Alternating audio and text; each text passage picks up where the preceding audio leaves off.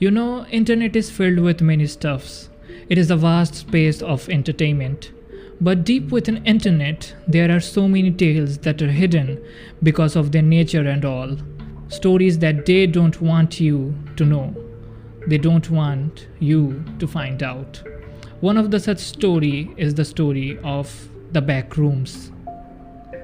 The Backrooms is a creepypasta that was first created in a thread of 4chan during 2019.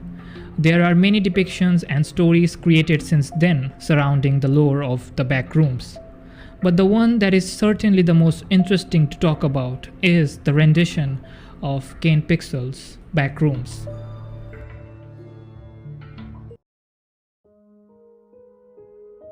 But before we get into the lore of Kane Pixel's Backrooms, let's talk about what is the Backrooms.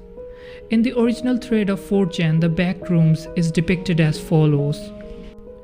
If you're not careful and you no-clip out of the reality in the wrong areas, you'll end up in the backrooms where it's nothing but the stink of old moist carpet, the madness of mono yellow, the endless background noise of fluorescent lights at maximum hum buzz, and approximately 600 million square miles of randomly segmented empty rooms to be trapped in.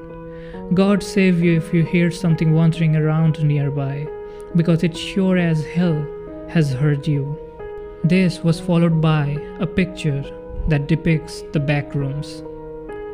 Now, with that out of the way, let's talk about Kane Pixel's rendition of Backrooms.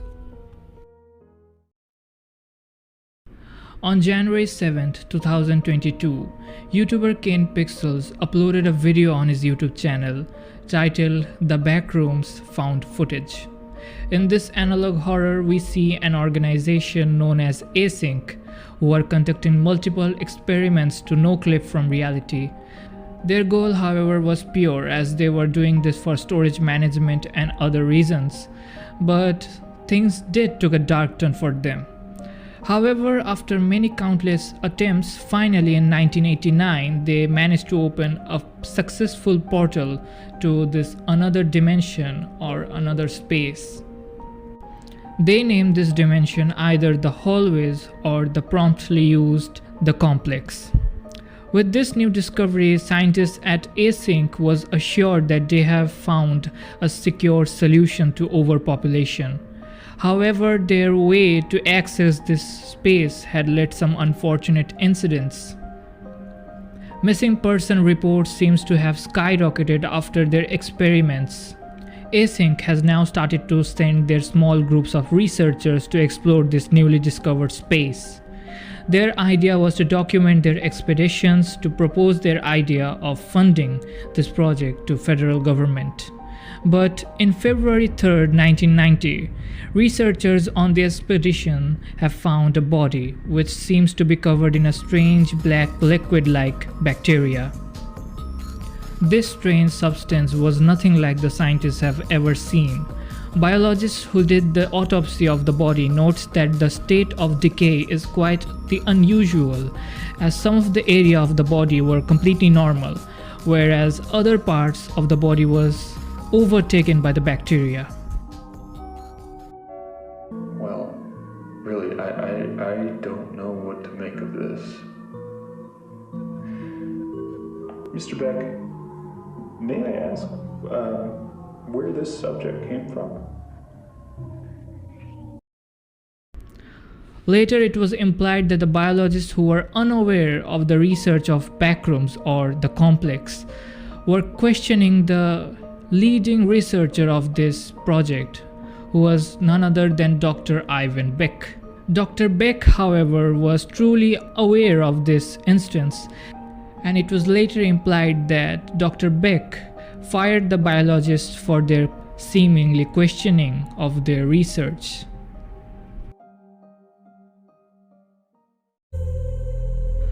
Following this incident, many researchers have since been taken.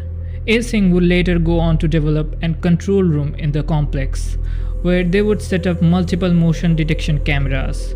These cameras would later go on to discover some truly disturbing anomaly, which would imply that maybe the complex was not something that was safe as considered by async. On May 6th, again, one of the researchers on the expedition have found a place.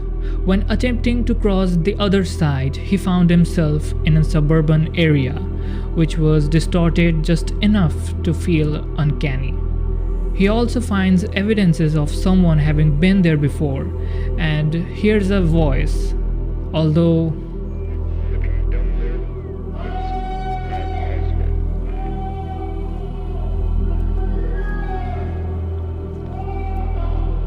Hey!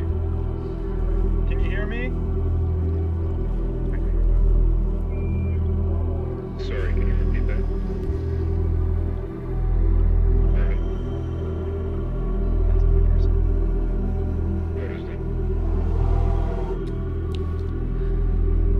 that researcher does survive, but yet Async made a cover up and they simply proceed to their plan of making the complex a commercial environment.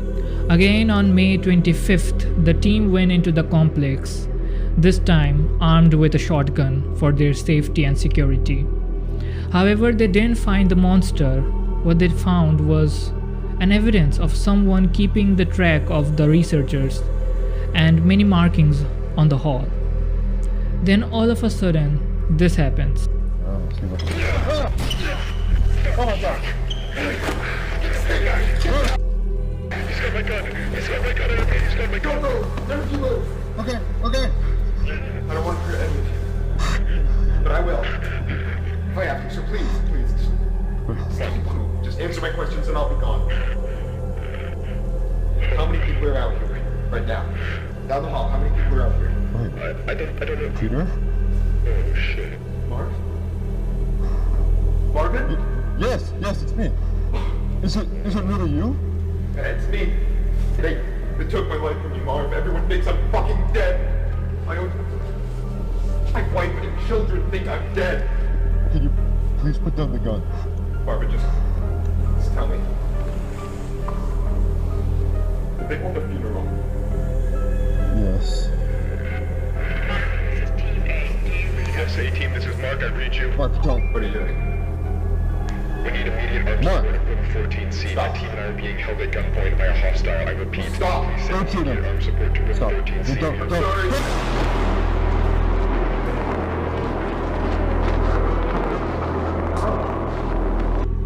Was this someone who understood of why Async was so cooperative about this so-called research that they call the complex?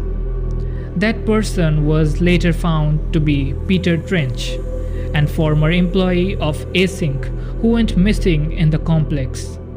In this instance, he feared for his life and begged to his colleagues. Later, he would shoot his colleague named Mark. But this truly made a question to be raised. That is, if Async did had some other best interests in their mind, what would that possibly be? If you analyze that Async could have had their other so-called interests in their mind, you may get the answer. Following the shooting of his colleague, Peter would later escape out of the complex and he would get into the facility. And at some point he successfully exit the facility. But times later, Peter would be found dead due to him falling and hitting on a rock while escaping the facility. Yet this incident made truly some remarkable gesture about the company Async. However, the facility would later on to go say this.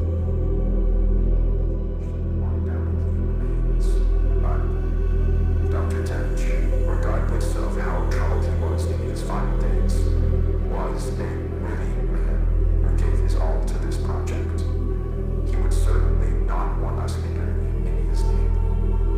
What we're doing here is so much bigger than any one person. It is the work of a unified effort, and we need to ensure that that is never lost sight of.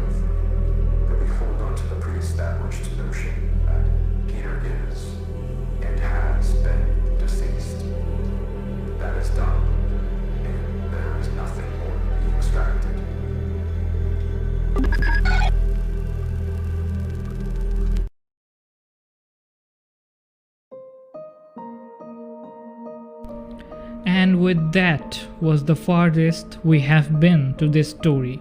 We exactly have no ideas or whatsoever that what happens next.